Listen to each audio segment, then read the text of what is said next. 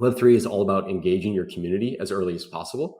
One way that I like to think about this is as we transition from box games to service games, the focus changed from core loops to retention, live ops, right? Kind of slow drip of content that keeps the player engaged. And as you keep the player more engaged, they're more likely to spend in that game, is just the reality of that approach. I think as you kind of shift to Web3, you can kind of extend live ops before launch. So in other words, you can engage with these users and create various like gamified experiences that may exist within the game that you're developing in some sort of limited capacity, or it may exist outside that game, just to kind of generate awareness and increase the reach for kind of the product that the studios are building.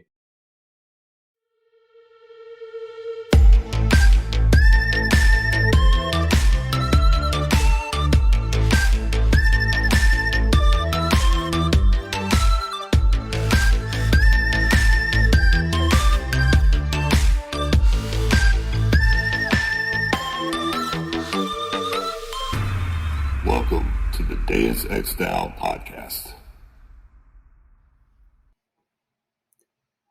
Welcome to the TreasureDAO podcast. I'm your host Kepler, and today I'm joined by two great minds in Web3 gaming, Joseph from Delphi Digital and Alex from Shima Capital.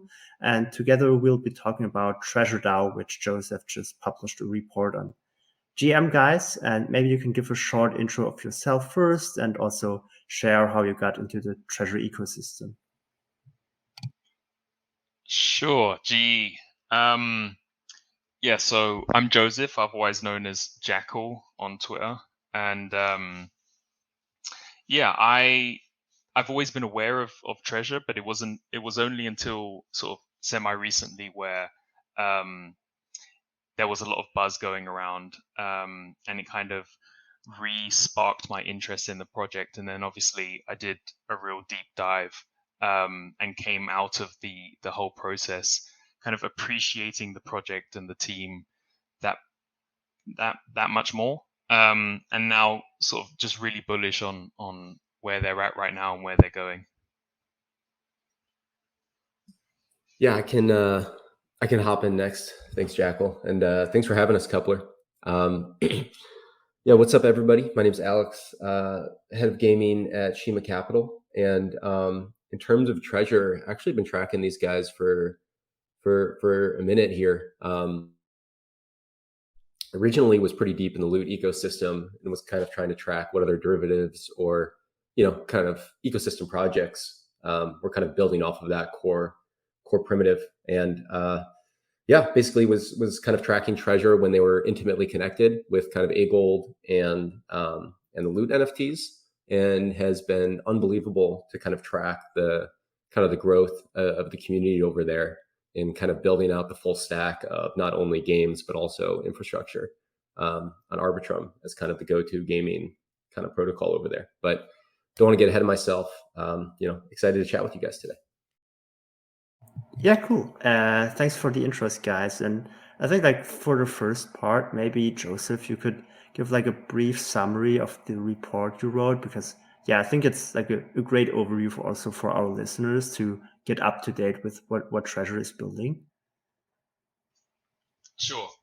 Yeah. So for anyone who has any sort of basic understanding of Treasure, you quickly find that it's so deep and widespread that it will take you ages to figure out all of the ins and outs.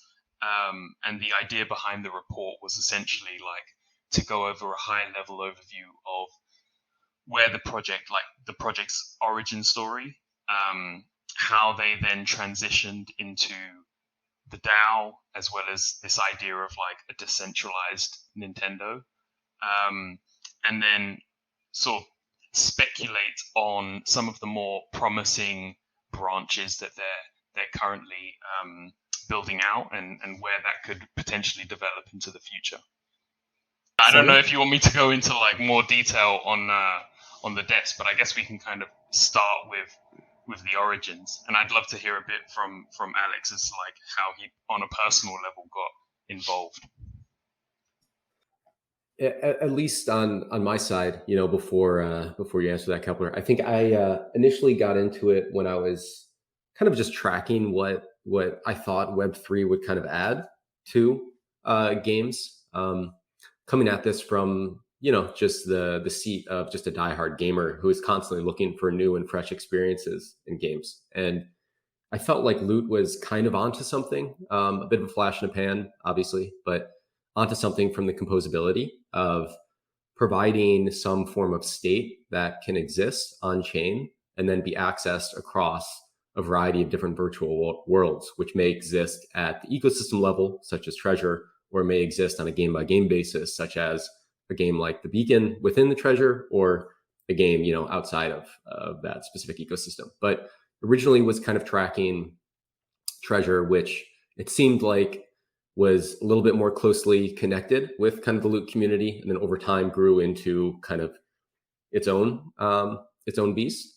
And yeah, I got interested in A Gold because candidly, the Loot NFT prices were just outrageous, and I wanted some sort of liquid exposure to that product. So wanted to just become somewhat invested in the community and try to see how I could get involved with A Gold. And then as I was trying to find productive uses for A Gold, realized that, this Treasure ecosystem enabled you to effectively stake A Gold to earn magic, as you were able to also stake the Loot NFTs for magic. And that's kind of what got me interested in the rabbit hole there.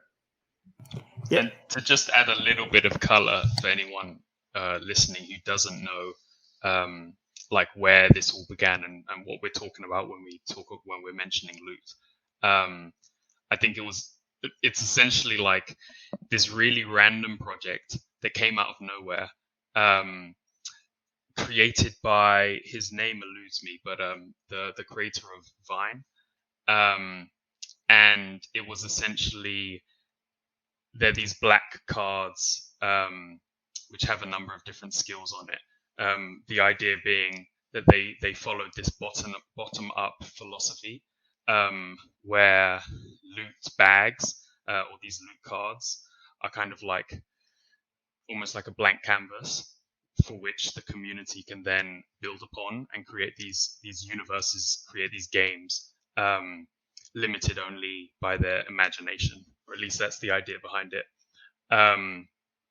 And yeah, the guy who made it, Dom, I think it's D Hoff at Twitter, and he just randomly like tweets out one day, I'm selling like 8,000 bags, mint it directly from the contract, and it sold out within 4 hours, reached like over 30,000 ETH, almost 31,000 ETH in trading volume within the first 5 days, and like the floor price spiked. I think I found out it spiked 13,000% in a week. So everyone was kind of captivated, or at least a small portion of the community was captivated by this idea that was behind Loot. And then the hype train sort of just went in full swing. And yeah, like you said, a lot of these other derivative projects popped up, and people wanted to actively trade on those based on the hype surrounding Loot. And one of them was A Gold, and one of them was Treasure. Yeah, I think that's an interesting point. So yeah, for Loot, basically the goal was also to have a very decentralized process to game development. And I think like the difficulty here is to really have a community that wants to contribute it, because especially at like the first month and years, usually you need a leadership that basically guides people, and that's what may have been missing. So do you have like an opinion on why Magic continued to thrive while other Loot derivatives didn't really capture any attention after a couple of weeks? Yeah, I can hop in here.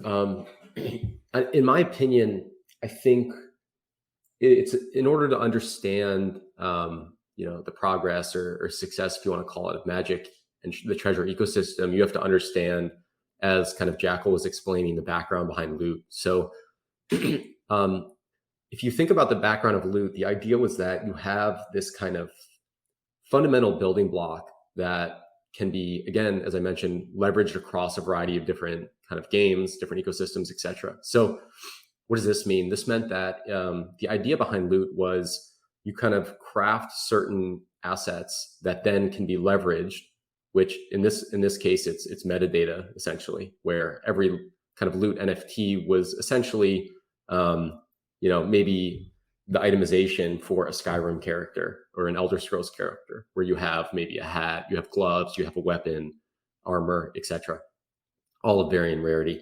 And the idea is that you kind of give this to the community, and you let the community kind of go out and build kind of the creations of their dreams with kind of, again, this persistent asset, persistent metadata, persistent state that can be leveraged across different games. So TLDR there is Loot originally was a bottoms-up approach to built games. So what did Treasure do? Well, Treasure tried to build on top of that and then quickly realized that they had to build their own foundational layer that existed outside the Loot ecosystem.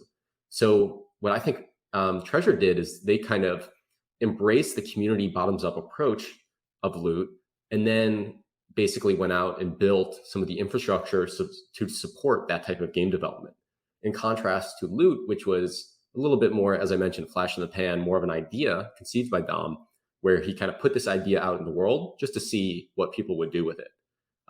So on the Dom side, it was a little bit more MVP experimental. On the Magic side, it was a little bit more on the execution on that idea, in my opinion. So kind of how did Magic get to where it's at today? I think it's, not only going out and kind of curating games on the platform, but at the same time, also kind of building that verticalized stack that exists exclusively on Arbitrum and provides kind of almost like a turnkey solution for indie devs or other game developers that want to leverage that stack. But I'll let Jackal kind of add some more color there. But that's kind of how I think about this ecosystem. Yeah, no, I agree with a lot of that. I think why Treasure succeeded where the others failed, I think a large part of it is like the human element. I think although Loot was this incredibly innovative idea at the time within Web3, it lacked structure. And I think what Treasure did slightly differently is they provided that structure. They still didn't have a roadmap, and I think to a large part didn't really know what they were doing. But they had like a plan. Like you could stake. So soon after they realized that, so the story goes, after they had minted out, they soon introduced Magic, which is the fungible token. And the idea was for Magic to power Loot Universe. That role got taken by A-Gold, and now they were almost forced to go off on their own.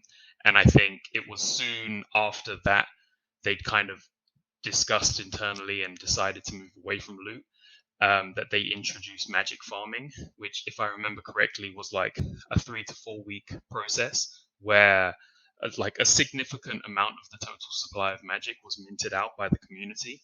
So Magic had a fair launch. And that in of itself is like, so the community was dedicated to the project by buying into Treasure NFTs. They now have a reason to stick around because they're going to get free Magic. And throughout that farming process is also where Legion NFTs were minted, something that played a role in later developments within the Bridge World ecosystem.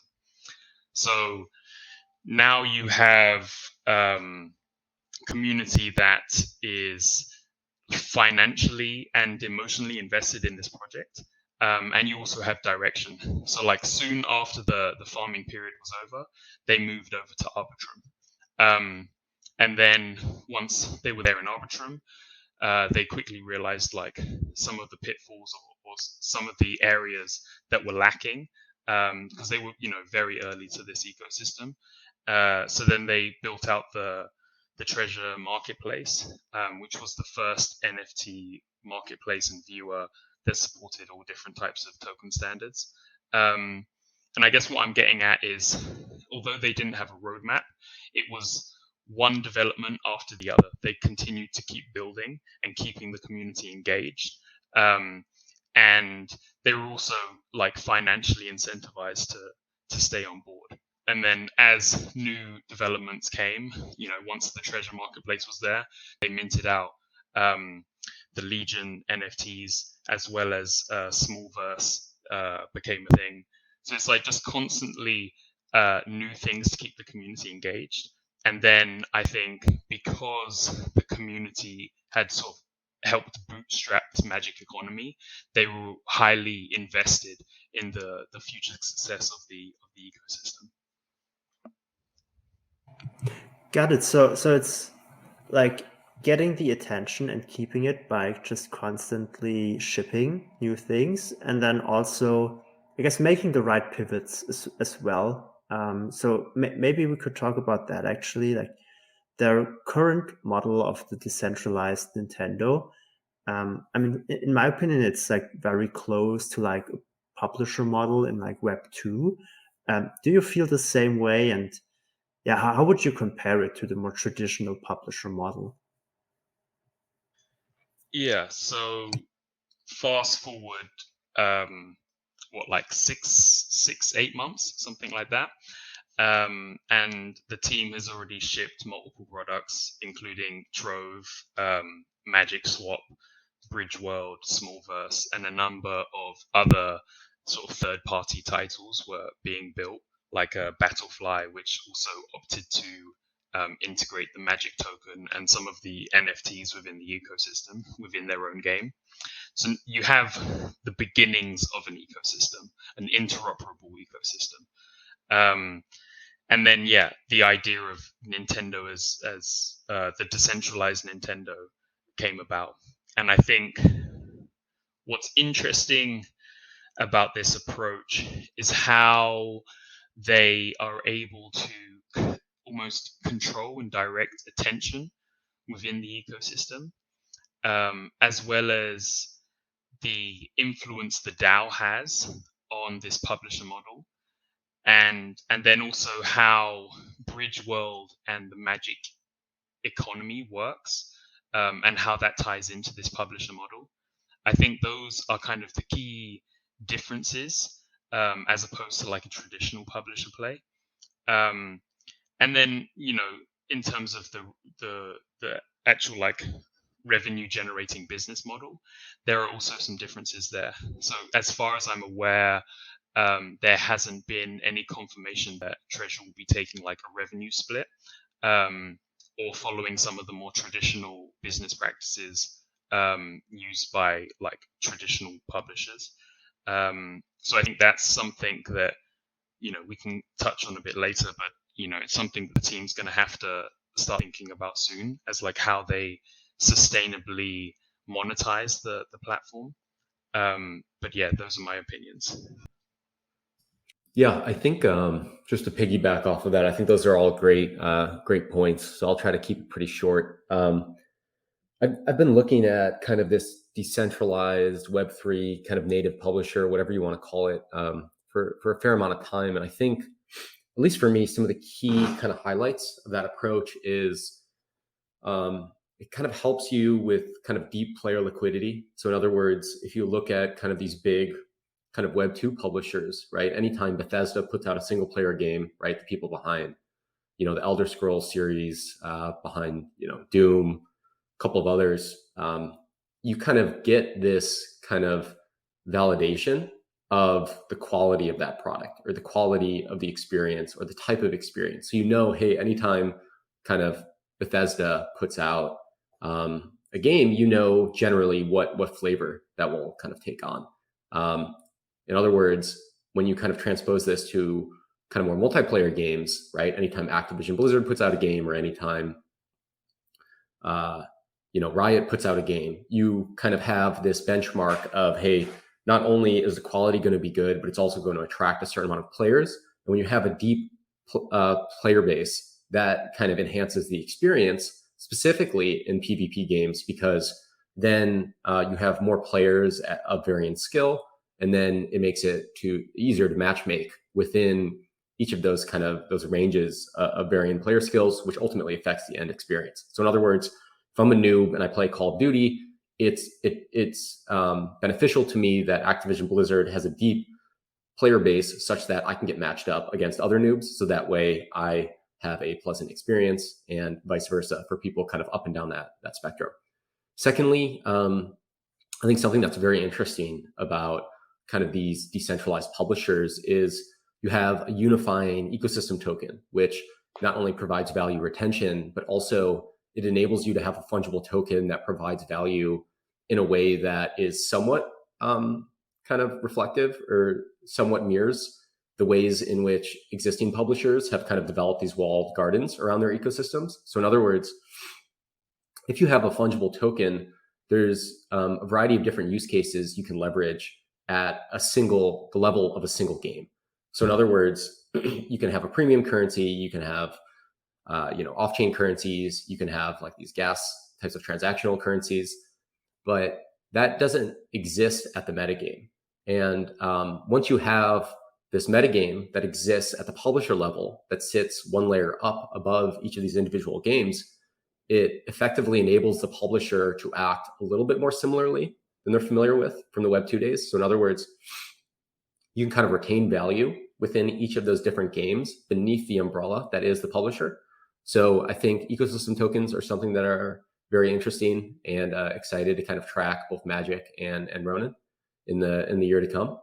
Another thing that I think is pretty interesting is kind of coordinating marketing efforts, which is something that's very reflective of the Web 2 days, where you have publisher-driven user acquisition, which is something where kind of the publisher, such as Treasure or Magic, can bear some of the marketing costs in a world where games that are raising pre-seed and seed stage rounds just don't have as much money to boil the ocean in a way that the Activision Blizzards do. So I think the fact that if you go with kind of a publisher, they can help you bear some of the costs of marketing. And then also you can kind of widen the top of the funnel UA, because you can tap into people that are already familiar with that network, as I mentioned earlier, with respect to kind of player liquidity. And then finally, I think the important thing is kind of, as we discussed, this bottoms up approach to building the community, where, as Jackal mentioned, with tokenization, these players and users can effectively have a stake in not only the outcome of what these protocols and games are developing, but also really just have a say in that development, where you can kind of, as the user or as the gamer, kind of validate some of the ideas of this publisher or of the games to effectively have this player-driven user acquisition, which I think is extremely important in games. Because if you take a step back, I think the peer-to-peer relationships in games are stronger than the peer-to-studio relationships. So in other words, I'm probably more likely to play a game that's published by Activision Blizzard than a no-name publisher. But at the same time, I'm also more likely to play a game that is recommended highly by a friend of mine, such as Kepler or Jackal, than I am to play just a new game that's created by a publisher that has some track record. So for me, I think there's a lot of really cool components here to kind of this new like Web3 decentralized publisher paradigm. But I'll stop word vomiting. So let the other guys hop in here. No, you two had really great points. So let's dissect them a little bit. So the first one I would like to dive into more is like the community, I would say, as the value add. So as you mentioned, the community is the people giving word of mouth, then the initial player base, and also maybe testers of the game that can provide feedback, and content creators potentially. So how do you see like this value add shift over time? Because for me, like right now, it's similar in a way to like how guilds looked at it and like how they could change their business model. But yeah, I mean, if we look at gaming, I think like what's difficult is to have that work at scale. Like, can you really get like 1 million players with like this kind of small community that we still have? Like, what are your thoughts around that? So I'll add in, like, I do think, at least for now, Treasure does have an advantage over the majority of these other Web3 publishers, in that they are actually able to direct attention within their ecosystem. Currently, they're planning to do that via this whole harvester mechanic. And the easiest way to kind of understand that is by thinking that they are controlling magic emissions. So shifting magic emissions to, let's say, a new hyped up title, which would then attract players to that title. And then once a game or cartridge has kind of reached the end of its life cycle, then those emissions can then be reduced and moved over to other parts of the ecosystem. And I think this does successfully work in, helping especially these indie titles bootstrap their initial player base. However, where I think it will struggle, like you kind of pointed out, Kepler, at scale, this is going to struggle.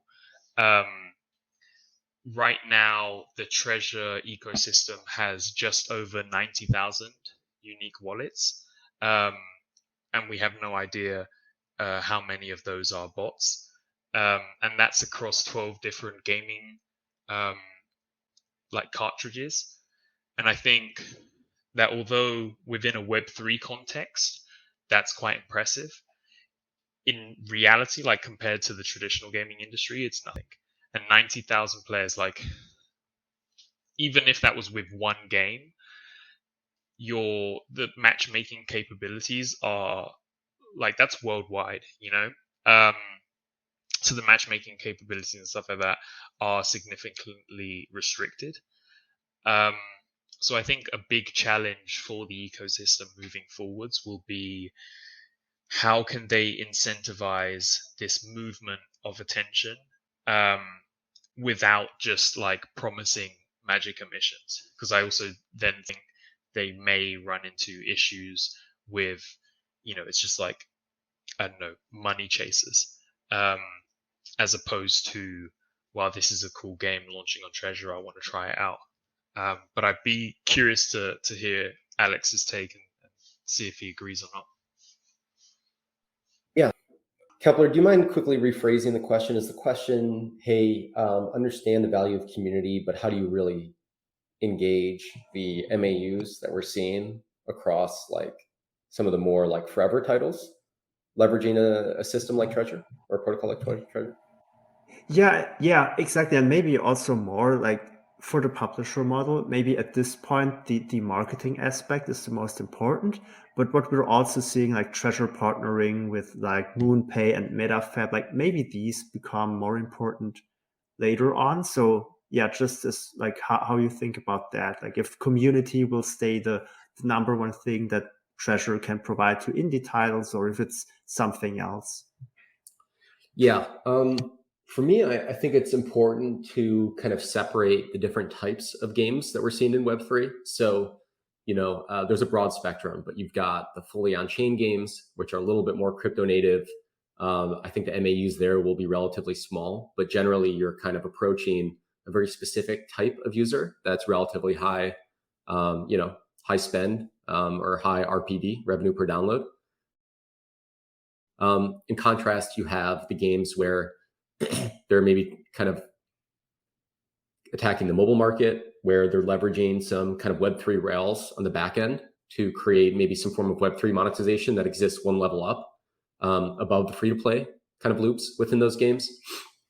And then you've got stuff like Treasure that's somewhere in between, where it's a little bit more crypto native, but the games feel like the indie games that we're very familiar with on Steam or maybe on mobile. So I think it's important to kind of dissect what type of game, what type of genre you're kind of attacking here. And then you kind of determine your marketing approach or your marketing playbook based off of that. So if we're looking specifically at Treasure, then I think the leveraging the existing player base is informative from kind of, you can use it early in kind of pre-launch game development. So in other words, you can kind of go out into the market and validate some of your vertical slices by going to these high spend, high RPD users and saying, hey guys, you are the hyper engaged player base for these other games. Come over, and tell us what you think of our games, and we'll build the games for you.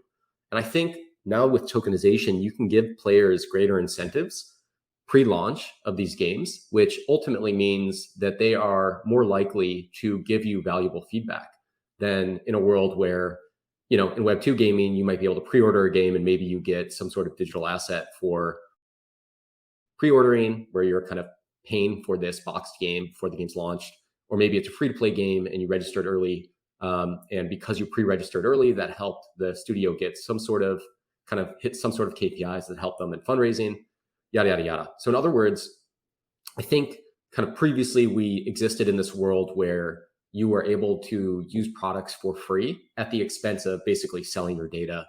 And we're quickly moving into this world where the end users are able to effectively monetize their data.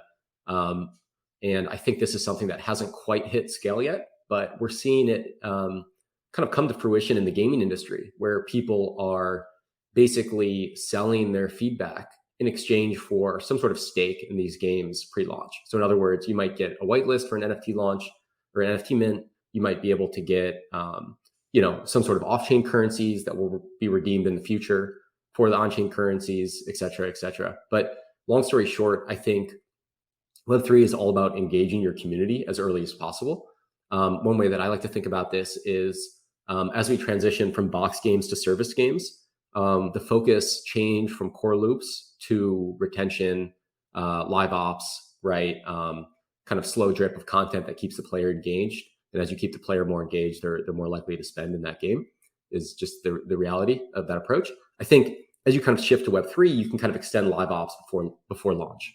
So in other words, you can engage with these users and create various like gamified experiences that may exist within the game that you're developing in some sort of limited capacity, or it may exist outside that game, just to kind of generate awareness and increase the reach for kind of the product that the studios are building. So for me, I think you want to engage that Web3 audience as early as possible, because the Web3 audience is shown to be hyper engaged, kind of enthusiasts in the gaming industry. However, there needs to become some sort of flip where you kind of flip this switch depending on the different type of game that you're trying to develop, as I alluded to earlier, which might be the Treasure approach. It might be kind of more mobile, lightweight Web3 RAL approach, or it might be a little bit more Web3 intensive in terms of the on-chain gaming approach. And then based off of that, you might want to continue to engage those hyper-engaged fans, or leverage those fans in different ways where they might become the brand ambassadors that try to build that bridge to attract the Web2 traditional gaming audience. So that's kind of how I'm thinking about it, just trying to contextualize, because I think it's important to understand the different ways in which you can try to kind of engage and leverage the Web3 community. Okay, perfect. Thanks for the color. Like one question that comes to mind here is, do you think it kind of like, when we look at Treasure as a publisher and look at their games portfolio, would you say that, I mean, currently there's a lot of indie titles, a lot of them are browser or at least PC based. Do you see that changing, or is that just the target group that really fits basically what TreasureDAO offers to them? My personal take is they would be foolish to try and follow the AAA route. I don't know what they have planned, but I think this idea of catering towards indie titles, and yeah, that whole ethos is better suited towards browser-based games. And although browser-based games like make up an incredibly like small percentage of the market, I do think there have been cases, like compelling cases, to suggest that this market will grow. And it's just the most conducive for like rapid indie development for small teams without large budgets, which I think fits the MO of Treasure.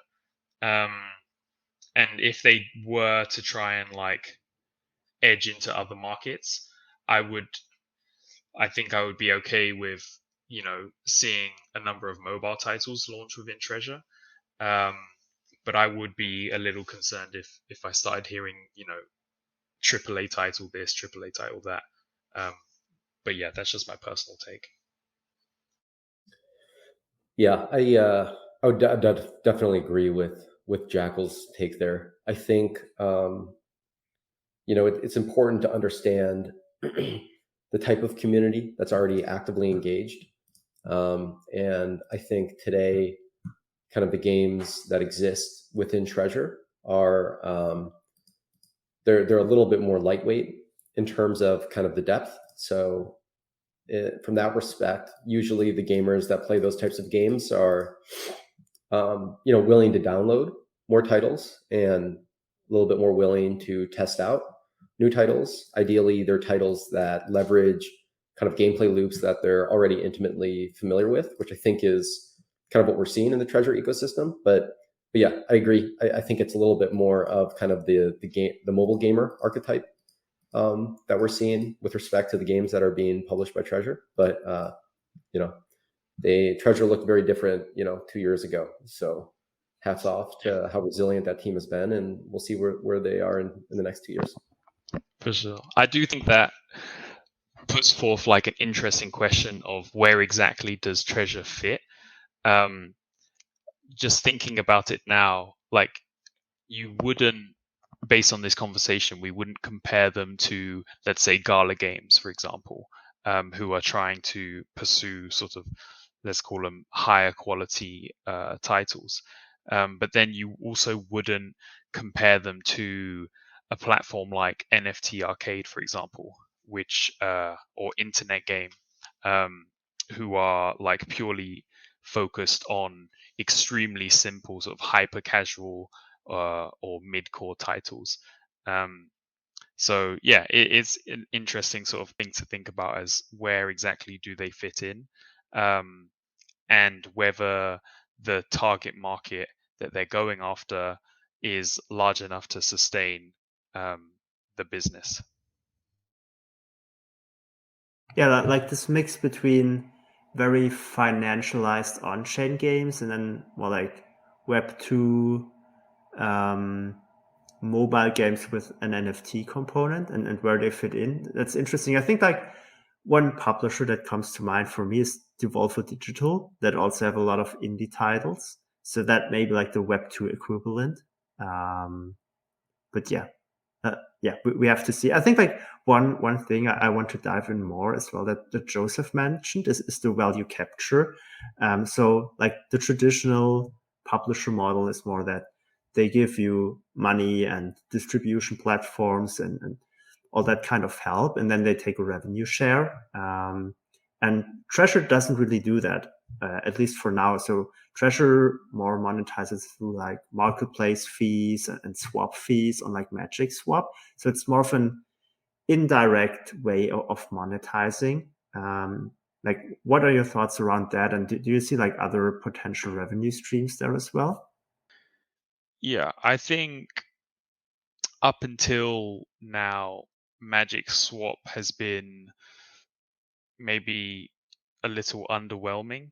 I don't know if that's unfair of me to say, but I believe they only have 2 tokens on there, and extremely low volume, and I think it hasn't really taken off. It can't take off in its current form without there being millions of active players, going from all of these different games to the other.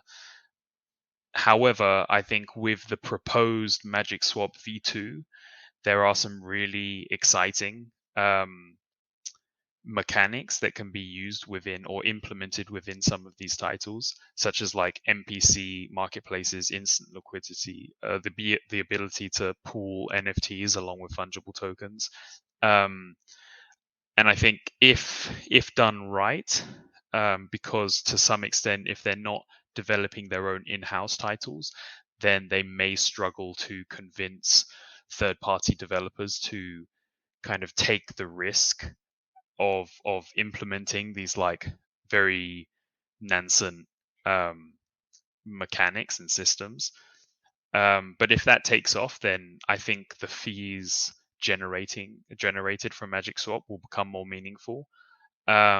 Likewise, because everything is starting to be centered around Trove, in terms of not only like Magic Swap is going to be sort of integrated into Trove, but as more collections come on and are exclusive to Trove, then that's more in terms of like marketplace fees. And like, I'm not trying to compare them to OpenSea, but OpenSea makes a ridiculous amount of money purely based on transaction fees. So if Treasure is able to capture a small minority from that, then I think that's still meaningful. And then, but the only issue with all of the above is it relies on either a large player base making very small or like not very frequent purchases or transactions, or it requires like a small hardcore community that is doing like a huge amount of transactions per day. In terms of like potential other revenue streams, I think the most obvious one is a rev share model. If Treasure is going to be providing funding, support, technical support, as well as community support, then I think that is a compelling reason for them to demand like a revenue share of some sorts. But yeah, I think everyone in Web3 is kind of struggling with cash flow at the moment. So I'd be interested to see if they're able to come up with anything new. Yeah, I'll just quickly supplement. I think I agree with everything that Jackal said. I think the trading fees, the secondary kind of volume, is something that will take time. For me, a little bit more interested in, if you track kind of the evolution of publishers in gaming, they became more verticalized over time. So I think Treasure is trying to kind of speed run the Web3 verticalized publisher stack. And this will include kind of different services and different products than previously existed. So for me, you probably need an AMM, right? As they're building, you probably need, kind of a nice front end where you provide security for gamers that are less crypto native. I can go on with kind of what that stack might look like, but just to keep things brief, that's kind of how I evaluate Treasure, and am trying to look to other people kind of building in the space to understand what this new stack might look like, because I believe it'll look different than previously. And, keenly aware of the incumbents paying close attention to what these kind of first people through the door are doing in their approach to building that stack. Yeah, I think like one thing, I guess, when you talked about security for players, would be game launchers that would then turn into distribution platform, which is kind of like similar to Steam. But then like other ways which are not really there in Web 2 would be, for example, having their own roll-up, right? That could also bring in revenue. So yeah, I mean, it will be interesting to see what they will do. But so far, I think like their development has been really fast and just great to see overall. So yeah, I think that's it for today's episode. So maybe you just want to share your social links with people so that you let them know where they can follow your thoughts. Yeah, I'm Jackal on Twitter, Jackal_E9. And before I let Alex plug himself, I would like to say that we have, both Alex and I have a new space coming up, where we essentially are focused on high-level topics surrounding Web3 gaming, and then breaking that into granular, bite-sized, short-form content that we summarize each month. So yeah, it's been a pleasure, Kepler, and yeah, hopefully we will be seeing you again sometime soon. Yeah, I'll quickly give my plug. Thanks again, Kepler, for having us. Always a great time chatting. As far as where people can find me, again, as I mentioned earlier, I'm at Shima Capital. My Twitter profile is awettermann, so A and then my last name. And yeah, as Jackal mentioned, trying to spend more time kind of externally facing in kind of just talking about the industry, talking with people who are spending all day, every day building in the industry, as well as others who are thinking deeply about where the space is headed and where we can potentially go. So again, Jackal and I will be starting to produce some more content. Excited to chat with the rest of the community more frequently and keeping that dialogue going. Yeah, thanks guys for your time, and also happy to hop onto your podcast as well anytime. So yeah, see you everyone. Thanks for tuning in to the Deus Ex DAO podcast, a place where some of the most progressive and innovative builders, thought leaders, and traders in the crypto space come together to discuss all areas of the crypto industry. Whether you're into DeFi, Layer 1s, Layer 2s, NFTs, or anything in between, we've got you covered. And as a reminder, nothing said on this podcast should be construed as financial advice or as a solicitation to buy or sell any digital asset or security. The comments, views, and opinions expressed by the hosts or guests on the podcast are their own. As always, you'll need to do your own research.